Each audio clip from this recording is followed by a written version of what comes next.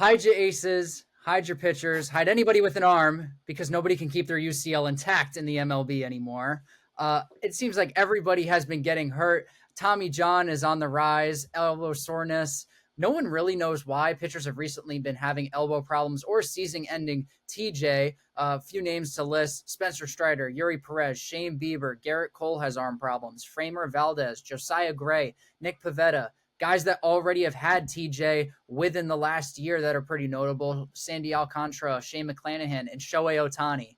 This is getting crazy to where it's like there's like no good pitchers that are like healthy. They're all hurt. Wrap them in bubble wrap.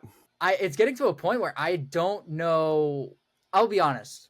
Everybody's approaching it, and I keep seeing it in the comments saying like we need to stop putting the pitch clock and saying that, oh, the pitch clock is the reason why all of this is happening. I don't think that's the problem. Because, and I understand that, yes, like you're going at a faster pace and, you know, there's a lot of force behind it, but the human body is not meant to throw 90 miles an hour to begin with. And there are guys throwing 102 constantly. I think that's more the problem, to where guys are focusing so much on how hard can I throw a 5-ounce baseball. And at some point, your arm is going to tear down. And I think now you're starting to see it where everybody's just been focusing on velo, and it's catching up. Yeah, so I have a couple things here. One is the comments that Tyler Glasnow said the other day, which if you haven't seen it, look it up. His theory, and I'll talk about his theory a little bit, and then I'll talk about my theory a little bit. Tyler Glasnow's theory is the second you took away some sort of substance for pitchers to use, spider tack, rosin, sunscreen, whatever, pine tar, whatever any pitcher used, you used to be able to pull a baseball out of their fingertips, no problem. Now when they go throw, they're choking the shit out of it. And that's where, in his case, adds more stress to the forearm and that UCL ligament. So to his theory, the more for Glasnow to be able to effectively throw his curveball, he has to absolutely grip the absolute hell out of that baseball. That's going to cause stress. So I kind of see where he's coming from there. My theory is, why back in the day was there less Tommy John, right? And where you touch on the velo chasing and all that stuff, let's think about it. Let's analyze it. In the pros, you chase velo, right? If you're in college, want to go pro, you have to increase velo. Okay? You're a high schooler, want to go play in college, you want to increase velo. Now it's gotten down to like the point where like these perfect game tournaments are doing, you know, fastest throws at 9, 10, 11 years old. You know, so when you start adding up the velocity, the study that's being done is the 90s pitchers to now is no one's talking about the damage on the UCL that's being done on throwing an object at the velocity that it's thrown at. That's kind of the X factor. So a guy that Greg Maddux throwing 90, 92 in his prime. If that, Dino. If that. Right? Oh, he did. He did. Yeah, he did. But like I'm saying, like on average, he was probably 90, 91, 89 to 91. You know what I mean? Like, but he threw 5 pitches wherever he wanted. Let me sum this up. My point is do we have data on throwing a 5-ounce object at 100 miles an hour versus throwing a 5-ounce object at 90 miles an hour? Right? Like, do we have that data? To me, that's the most glaring thing, is the harder that you're throwing this object, the more likely you are to blow out, especially with limited rest, especially on the same 5-day rest schedule as what they had in the 90s. And I feel like this is not a surprise. If you follow baseball from youth all the way through, it is very, very obvious that this problem was bound to happen. Yeah, exactly. I immediately go to youth baseball and, you know, hearing about it for a while now, kids and parents to the extent being hyper-focused on baseball, on one sport. And it's in other sports too. It's not just baseball. And when you get hyper-focused in something and you're not playing other sports throughout the year and using other parts of your body, you're bound to run into it. That's a great point, Houdini.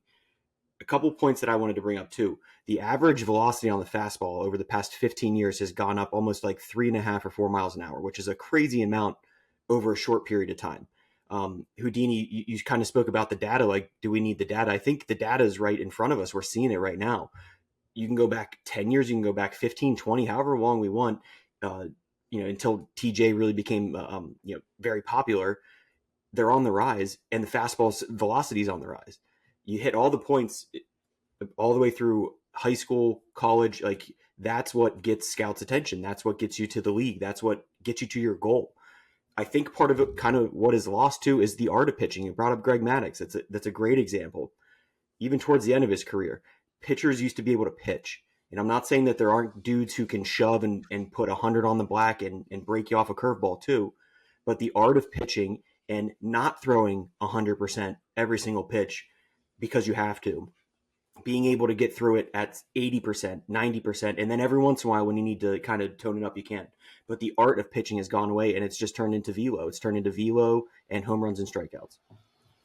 In 2019, 29.8% of the pitchers in Major League Baseball had Tommy John surgery. In 2024, that number has rose to 34.2%, and it continues to increase every single year. So TJ obviously is on the rise.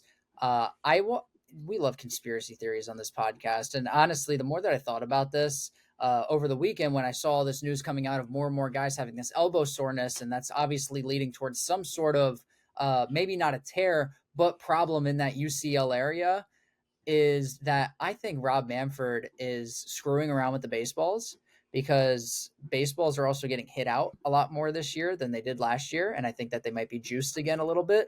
I don't know if he's messing with the type of baseball and where it's made or any of that. I mean, they seem to be doing stuff with the pants. We saw Riley Green today, his pants split in half on a slide. Exploded, yeah. But we saw that. We see the jersey problems. It wouldn't surprise me if Manfred went and did something with the baseballs and is not saying anything, because I feel like that's just a move that he would do, because he's always trying to finagle and change situations around the league.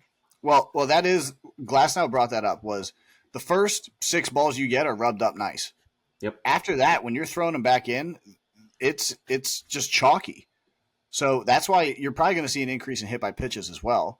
But like the problem with baseball right now is the false narrative of the adjusted time clock and the pitch clock and all that type of stuff. That has nothing to do with it.